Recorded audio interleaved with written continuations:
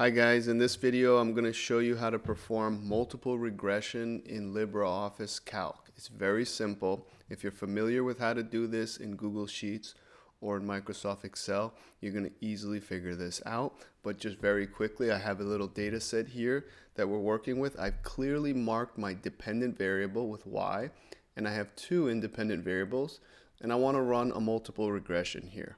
Okay, so if we can get past the specifics of the data, it's very simple. We're going to go up to data here.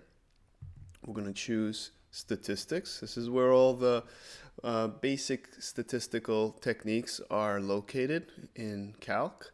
Pick regression. Here we're going to first give the x variables, the independent variables.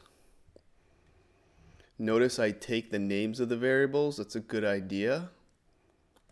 Next, it asks for the dependent variable, singular. Notice I take the label as well. Then I check that both x and y ranges have labels.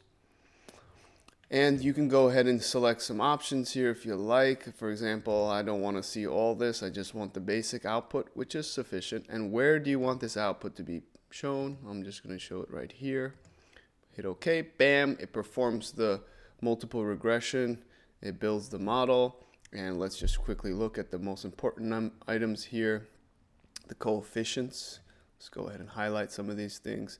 The overall f-test p-value, the individual t-test p-values for the two slopes at least, the two partial slopes at least, and then we have our square here, standard error, and other items that you might be adjusted r-square.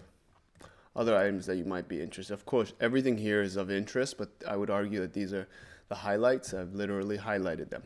Okay, so we have our B0, our partial slope for price, and our partial slope for advertising right here in this column. Okay, arguably the most important. All right, and that's how you do it. That's how you run multiple regression in LibreOffice Calc using the statistics menu system. All right, until next time, have a great day.